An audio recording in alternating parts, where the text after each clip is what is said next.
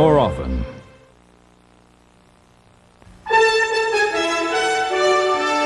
This is the CBS Evening News. Bob Schieffer sitting in tonight for Dan Rather. Good evening.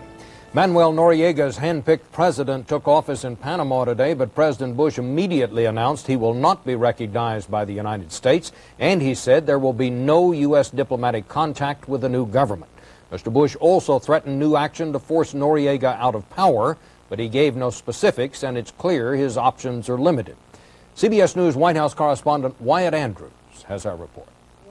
Panama's new nominal president, Francisco Rodriguez, had barely been sworn in before the United States condemned his government as the illegitimate creation of Manuel Noriega. The new government is clearly a bunch of bagmen for Noriega. There's nothing new in it at all. It's none of the people in it are worth spending 5 minutes worrying about. But if Panama's government wasn't anything new, neither was the Bush administration's reaction. The president said he would not recognize the puppet regime and would have no diplomatic contact. Both of them responses the administration has in place already. Noriega's latest puppet president is an unknown within Panama with no political following. The administration only hinted at new economic sanctions today, a warning the United States will take other steps, including the tightening of measures to deprive the illegal regime of funds. Critics were surprised the United States wasn't ready with something more specific. Maybe the president should stop making promises that it's going to be very difficult to keep, making threats that are not likely to be able to be followed through on. When that happens, it makes us look impotent. Officials explain that tightening economic sanctions is still the poison pill. For American employers to stop paying Social Security taxes on their Panamanian workers, for example, is a sanction that would hurt the workers even as it targeted Noriega.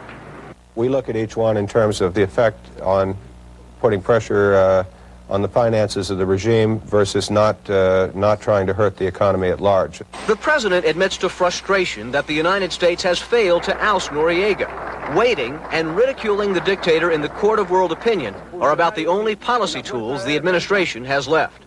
When we look at the Noriega of today and compare him with 18 months ago, it is very clear that his image has deteriorated. The White House announcement today came with an unusual degree of mixed signals. Just after Mr. Bush threatened the new economic sanctions, his top aides explained how tough they'd all be to implement. It leaves the White House long on condemnations, but short on any new actions against Noriega. Wyatt Andrews, CBS News, Kennebunkport. The first of the American military advisors who will help in the drug war have begun arriving in Colombia, and the first of the American aircraft to be turned over to the Colombian government are due in Bogota this weekend. But the Pentagon stresses the advisors are being sent only to advise, not fight, and the Colombian defense minister said, "We don't need foreign troops to fight." David Martin has the story from the Pentagon.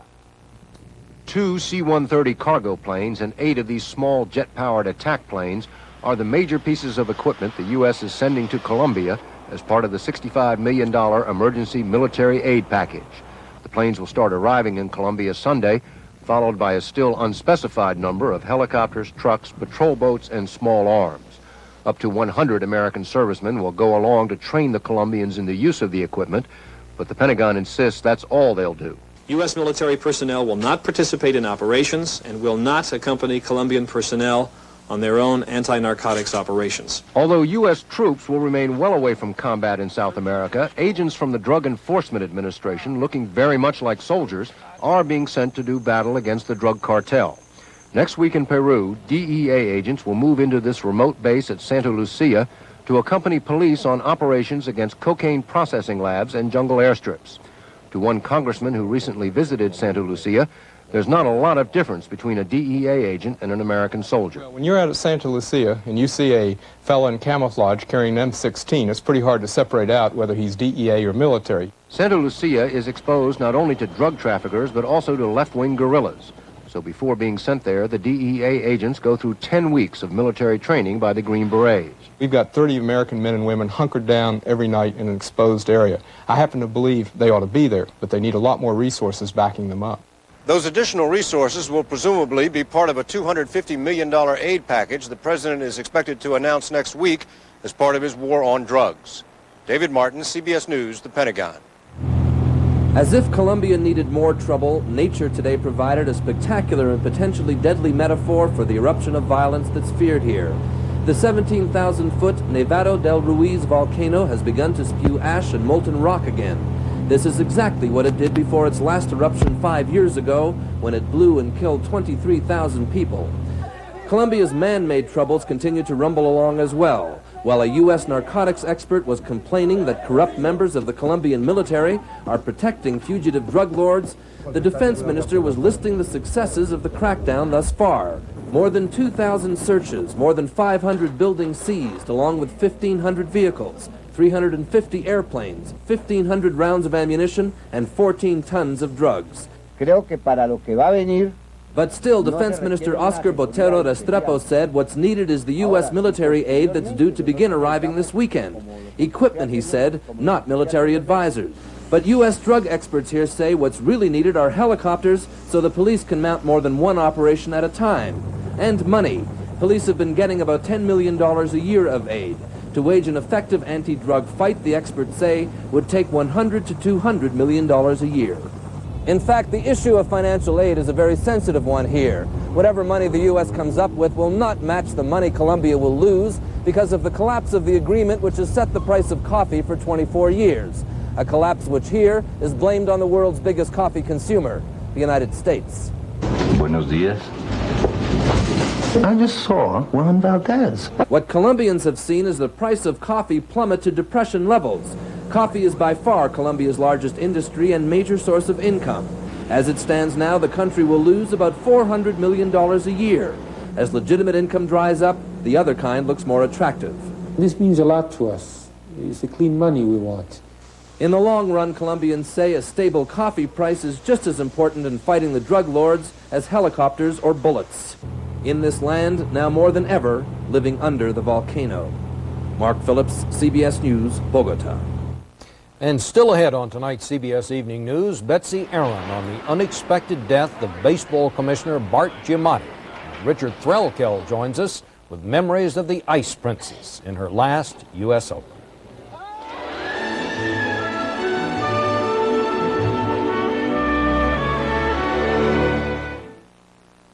Big story, Herb. What? They finally found a substitute for the sweet roll. Hey. Nutrigrains, almond raisin.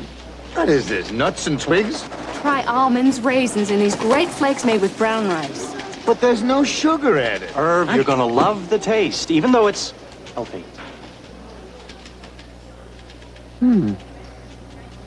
Hey, don't you have a story to write? How's this? Man eats healthy food and lives. The amazing taste of Nutrigrains almond raisin. It's news. Subaru would like to apologize to the residents of Casa Grande, Arizona, where we drove the all-new Subaru Legacy at speeds averaging 138 miles per hour, 24 hours a day, for over 60,000 miles. That's about 2.5 times around the world. Until we set a new world speed endurance record. If you're listening, Casa Grande, thank you. This is one of 570 million refund locations for American Express traveler's checks. Now you can get a refund virtually anywhere there's a phone. Only from American Express traveler's checks. So if your bank doesn't carry them, go to one that does. Not this much. Not this much. Just this much. New Advanced Formula Kaopectate works fast to relieve diarrhea and cramps. And it tastes better, too. New Advanced Formula Kaopectate. More than ever, the diarrhea specialist. Baseball Commissioner A. Bartlett Giamatti died today after suffering a massive heart attack at his weekend home in Martha's Vineyard, Massachusetts. Edgartown police said they found the 51-year-old Giamatti unconscious and in full cardiac arrest when they were summoned to his home. Betsy Aaron reports. He was a scholar, former president of Yale, National League president, and commissioner of baseball. All this and much more crammed into A. Bartlett Giamatti's 51 years.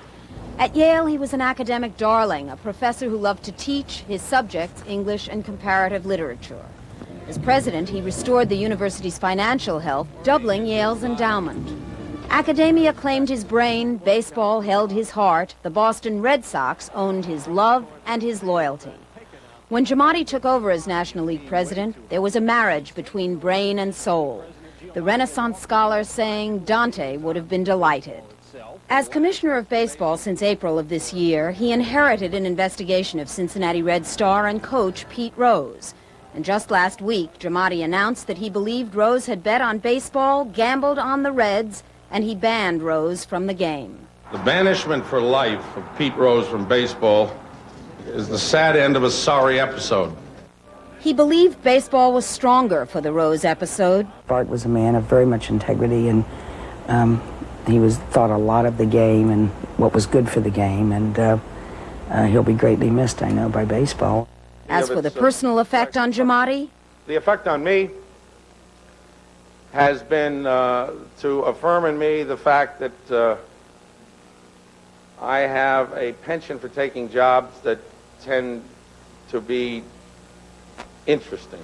A. Bartlett Giamatti, full of grace under pressure, charming, cool, a man who clearly loved his job. Betsy Aaron, CBS News, New York.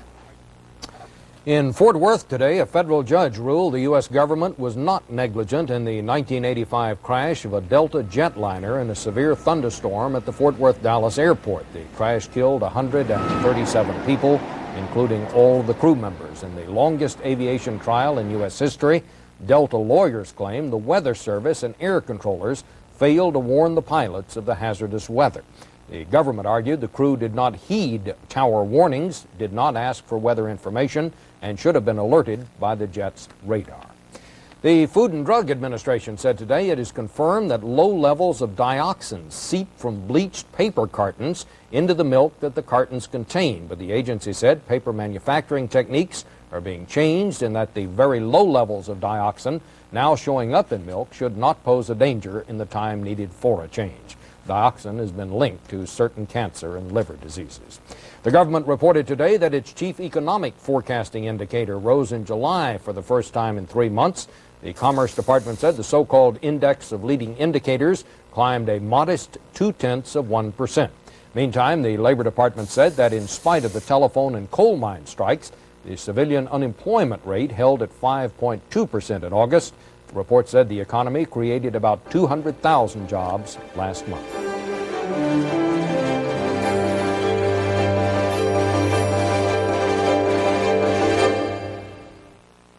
Everybody knows the pain reliever hospitals use most is Tylenol. But Tylenol is also recommended most for everyday pain by internists, family practitioners, general surgeons, and on and on. Tylenol, recommended the most by the people who know the most.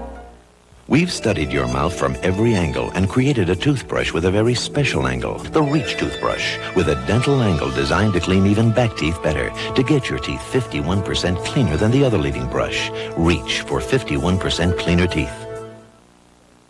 Wait a minute. You're telling me Total Raisin Bran has 4 times the vitamin nutrition of my Raisin Bran? That's right, 4 times. It tastes just as good. Actually better. And the question is, can I think of a reason why I shouldn't buy Total Raisin Bran? Correct.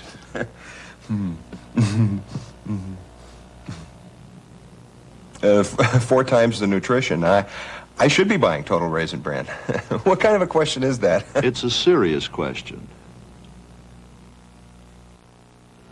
It's allergy time again. When little things can cause big misery. It's time to get the big relief of Dimetap Extend Tabs. A 12-hour allergy medicine. Dimetap is recommended millions of times by doctors and pharmacists.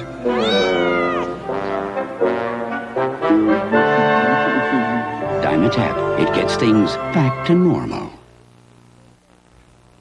50 years ago today, the Nazis invaded Poland, the beginning of the Second World War. Poland remembered the event today, but the commemoration was marred by a new controversy rooted in Poland's past. Bert Quint reports. It was to be a massive display of religious unity, with representatives of the world's major faiths praying that never again would there be war. Instead, there were the old accusations of Polish anti-Semitism and a boycott by Jewish organizations. The issue, raising dread memories of the Nazi death camps in Poland, was Auschwitz.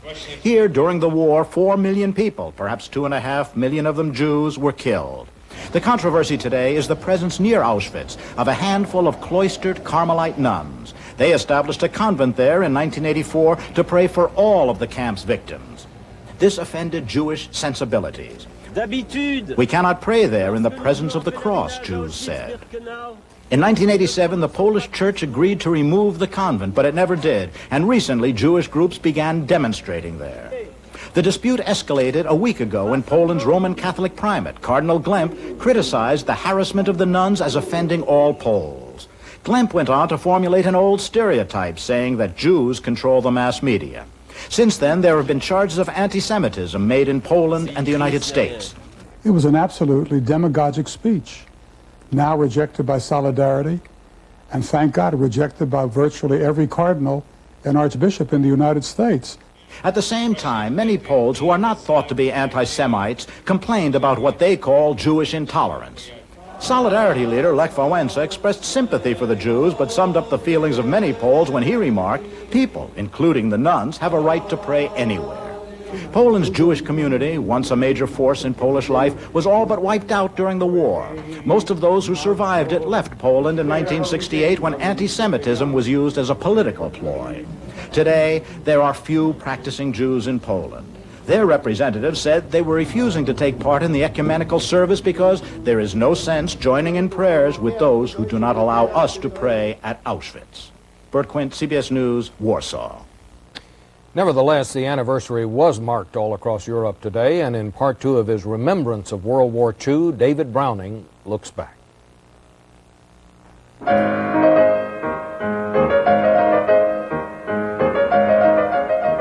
The footfalls of history and the strains of the Chopin Polonaise, the beloved battle hymn of the Polish resistance, echoed around the world today. From the United States to St. Alexander Church in Warsaw, the very spot where Nazi legions marched half a century ago. 50 years to the day, September 1st, 1939. When the German battleship Schleswig-Holstein fired the first shots of the war at Danzig, now Gdansk. It was a day Poland can never forget. Lech Wałęsa says, till this very day, 50 years after the war, we still feel the consequences. The reason my life took the course it did is because the Germans did in my father. Trail of war. The army of the dispossessed. They remember those who survived it, the terror. Collaborators pointing out for the Nazis those who'd resisted, pointing out the Jews. To wear a yellow Star of David, which the German declared as a badge of shame. It was humiliating. All of this was very bad, but above all, it was the fear of being seized, shipped away, being separated from your family.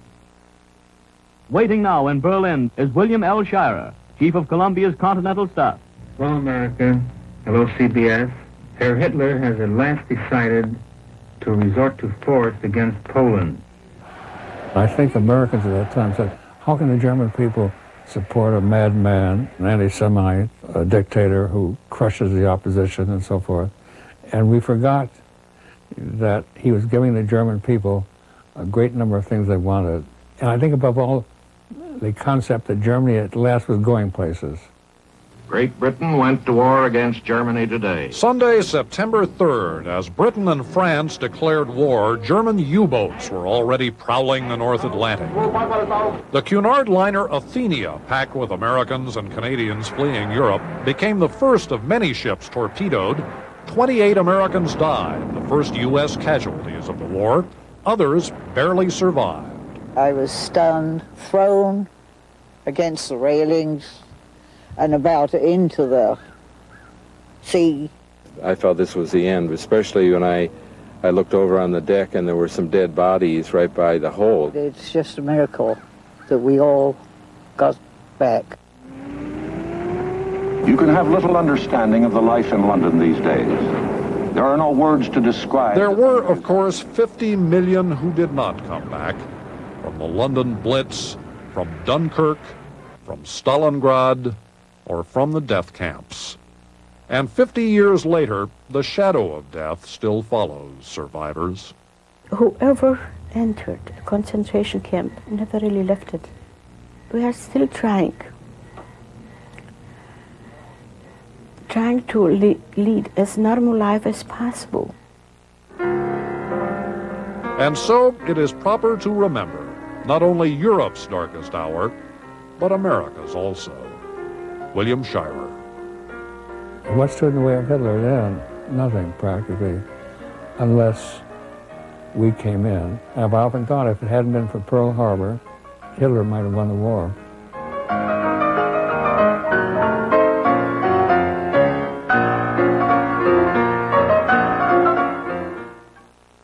Look at that cracking. Guess I used the wrong stain. You didn't use Water Seal stain, the only stain with Thompson's Water Seal. It seals water out and protects against cracking. With Water Seal stain, the next time won't be for a long time. Thompson's Water Seal stain.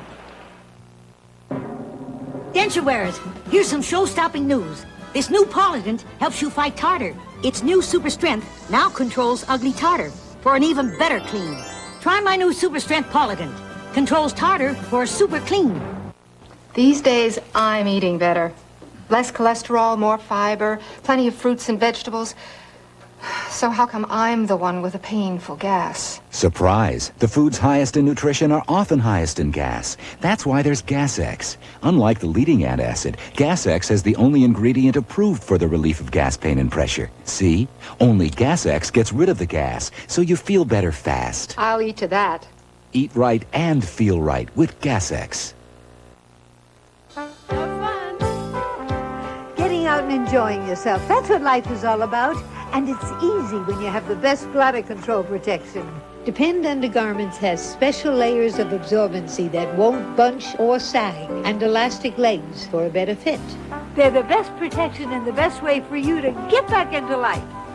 Hey! Get back into life with Depend. The protests against the all-white elections next Wednesday in South Africa grew more intense today. Police at one point arrested Anglican Archbishop Desmond Tutu, and although he was later released, the State Department has asked for a full report of the incident. Richard Wagner filed this report under South African government restrictions. And gracious, this is when she lost. Police and anti-apartheid activists. During the demonstrations, teachers and clerics were brutally beaten by the security forces. Government censorship regulations do not allow us to broadcast those scenes, but the victims later showed their injuries. They just lashed into us with batons and quirts. As a result of the beatings, Archbishop Desmond Tutu led a march of protest. But I'm very angry. We are all very angry. But Tutu and his fellow demonstrators ran into a wall of police. You are now ordered to disperse and must depart from this place of gathering immediately.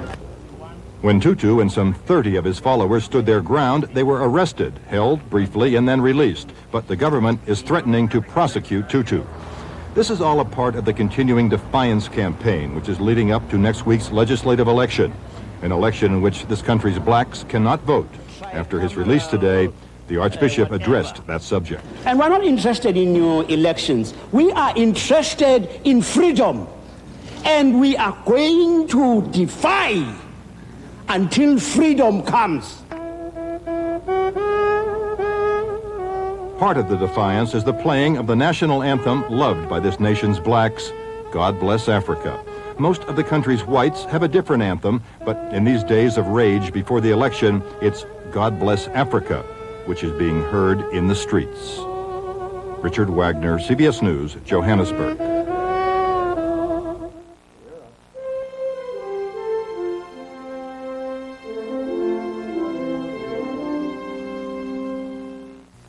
Dear Malox, my daughter's date's giving me Malox moments. Hey, I'm here! Last night was a real doozy. What a Malox moment.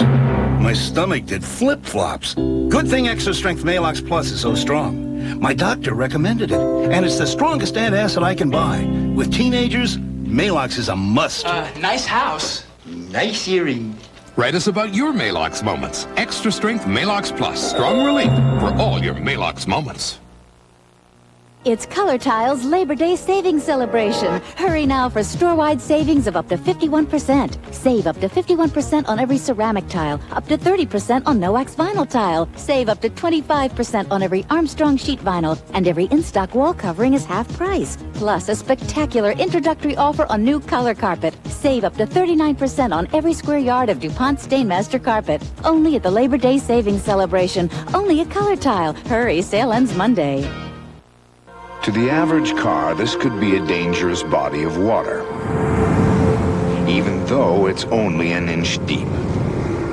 That's why you should drive the new four-wheel drive Subaru Legacy, the latest in foul weather gear.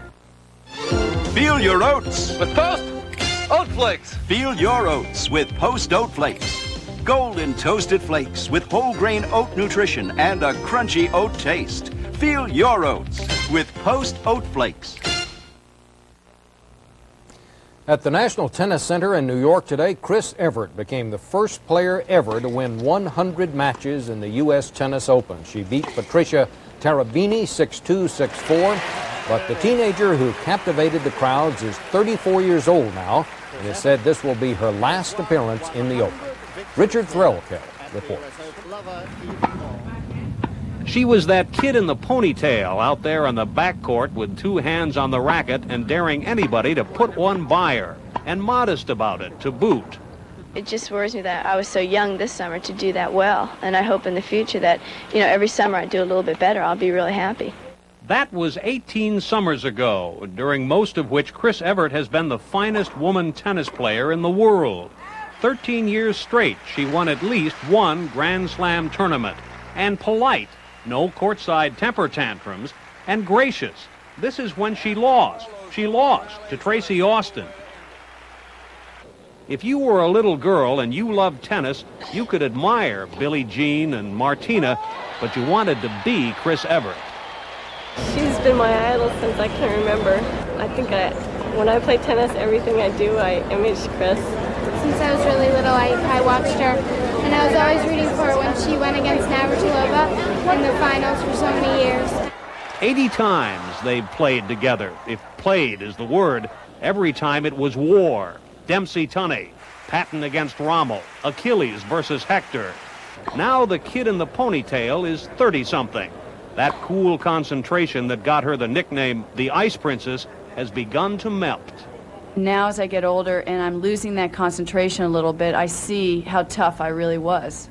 Tough? She once said her marriage to her former husband, John Lloyd, started to come apart when his tennis game got sloppy. But that was then. Now she's happily married to Andy Mill, and they want to have a family. So Chris Evert's leaving the tour after 2 decades to live the rest of her life. Odds are she'll handle that in straight sets. Richard Threlkeld, CBS News, New York. And as we say goodbye to Chris Evert, we also say welcome back to CBS News to Richard Threlkeld, who's home again after being away too long. We'll see you here tomorrow. Connie Chung will be here Sunday.